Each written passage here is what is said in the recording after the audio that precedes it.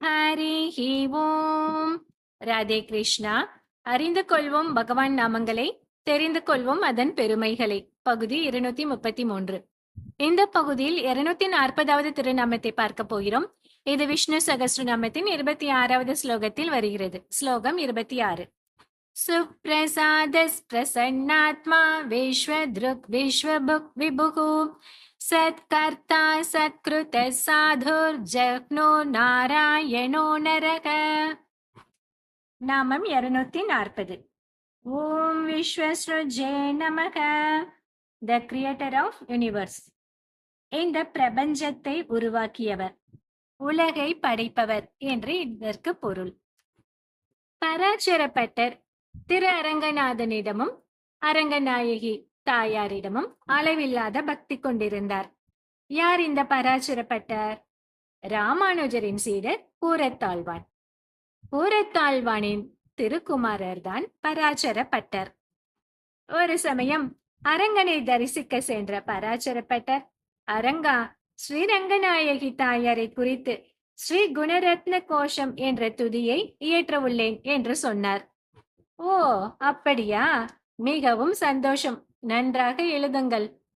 அந்த துதியில் ரங்கநாயகி என்னை விட தாழ்ந்தவள் என்று பாட உள்ளீரா, அல்லது எனக்கு சமமானவள் என்று பாட உள்ளீரா என்று கேட்டார் அரங்கன்.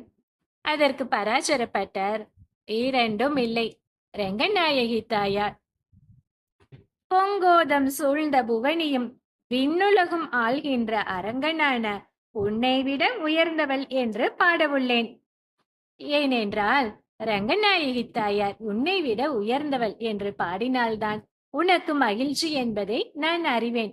அவள் உனக்கு சமமானவள் என்றோ அல்லது உன்னை விட தாழ்ந்தவள் என்றோ நான் பாடினால் அதை நீ ஏற்கவே மாட்டாய் என்பதையும் நான் அறிவேன் என்றார். பிறகு சொன்னார் பராசரப்பட்டர் அரங்கனிடம், அரங்கா, உன்னிடம் ஒரு சபதம் செய்ய உள்ளேன் என்று. என்ன சபதம் என்று கேட்டார் அரங்கன். அரங்கா, ரங்கநாயகி உன்னை விட எவ்வாறு உயர்ந்தவள் என்பதை நான் ஒவ்வொரு ஸ்லோகமாக பாட பாட உனக்கு ஆனந்தம் அதிகமாகும். அந்த ஆனந்த மிகுதியால் உனது திருமேனி ஒவ்வொரு சுற்றாக பெருக்கத் தொடங்கும். அப்படி உன் திருமேனி பெருத்தால் உனது கவசங்கள் உடையத் தொடங்கும். எனவே தாயாரின் பெருமையை பாடி பாடி உனது கவசங்களை உடைக்கப் போகிறேன். இதுவே என் சபதம் என்று சொன்னார் பராசரப்பட்டர். இப்படி அரங்கனின் அனுமதியையும் பரிபூரண அருளையும் பெற்றுக்கொண்டு ரங்கநாயகி தாயாரை துதித்த பராசரப்பட்டர் முதல் ஸ்லோகமாக என்ன பாடினார்? ஸ்ரீயை சமஸ்த சித சேத் விதான வியசனம் ஹரேயே அங்கீகாரிபியாலோகை சார்த்தயந்த்யேகி கிருதோஞ்சலி என்று இந்த முதல் ஸ்லோகத்தை பாடினார். அதை கேட்ட மாத்திரத்தில் அரங்கனுக்கு மகிழ்ச்சி பொங்கியது. திருமேனி பெரிதானது, கவசம் உடைந்தது. அரங்கனையே வியக்க வைத்த இந்த ஸ்லோகத்தின் பொருள் என்ன தெரியுமா? யாருடைய கஞ்சாடையை அடியொற்றி உலகையும் உயிர்களையும் திருமால் படைக்கின்றாரோ அந்த மகாலட்சுமியை வணங்குகிறேன். இதுதான் அந்த முதல் ஸ்லோகத்தின் பொருள். அதாவது, ஊழி காலத்தில் அனைத்து உயிர்களையும் உலகையும் சூட்ச்ம நிலையில் தனக்குள் காத்து வைத்திருக்கிறார் திருமால். அப்போது மகாலட்சுமி, சுவாமி, இந்த ஜீவாத்மாக்கள் அனைவரும் இப்படியே சூட்ச்ம நிலையில் இருந்தால் எப்படி முக்தி அடைய இயலும்? இவர்களுக்கு சரீரம், ஞானம், வேத சாஸ்திர உபதேசங்கள் உள்ளிட்டவற்றை நீங்கள் வழங்கினால்தானே அதை கொண்டு இவர்கள் பக்தி யோகமோ அல்லது சரணாகதியோ செய்து முக்தி அடைந்து நிரந்தர ஆனந்தத்தை பெற இயலும்.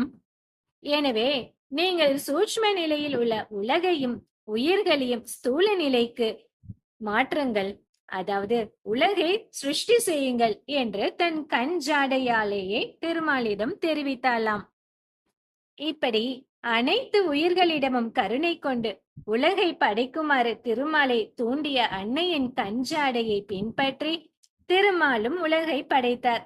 அதாவது சூட்ச்ம நிலையில் இருந்த உலகையும் உயிர்களையும் ஸ்தூல நிலைக்கு மாற்றினார். ஒரு குயவர் எப்படி களிமண்ணை பானையாக மாற்றுகிறார், அதுபோல சூட்ச்ம நிலையில் இருக்கும் உலகை இறைவன் ஸ்தூல நிலைக்கு மாற்றுகிறார். இதைத்தான் நாம் சிருஷ்டி என்கிறோம், அதாவது படைப்பு என்கிறோம். பானையை உடைத்து மீண்டும் மண்ணாக மாற்றுவது போல் ஊழி காலத்தில் உலகை மீண்டும் சூட்ச்ம நிலைக்கு இறைவன் மாற்றுகிறார். அதை பிரளயம் என்கிறோம். உலகோ உயிர்களோ புதிதாக உருவாவதும் இல்லை, அழிவதும் இல்லை. ஒரே பொருள் களிமண், மண்பானை ஆகிய இரு நிலைகளை மாறி மாறி அடைவது போல ஸ்தூல நிலை சூட்ச்ம நிலை என்னும் நிலை மாற்றம்தான் சிருஷ்டியிலும் பிரளயத்திலும் ஏற்படுகின்றது. இந்த கருத்தை உள்வைத்தே பராசரப்பட்டர் அந்த முதல் ஸ்லோகத்தை இயற்றினார்.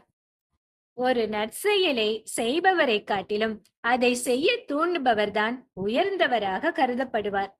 அந்த வகையில் உலகையும் நம்மையும் படைத்த திருமாலை காட்டிலும் படைக்கச் சொல்லி அவருக்கு கட்டளையிட்ட மகாலட்சுமி தானே ஏற்றம் வாய்ந்தவள்.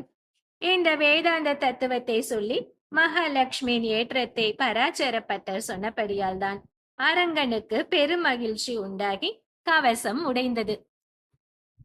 நம் மேல் உள்ள கருணையினாலும் நாம் அனைவரும் நற்கதி அடைய வேண்டும் என்ற அக்கறையாலும் மகாலட்சுமி சொன்ன ஆலோசனையை ஏற்று உலகை படைக்கிறார் திருமால் என்பதை இதன் மூலம் நாம் அறிகிறோம்.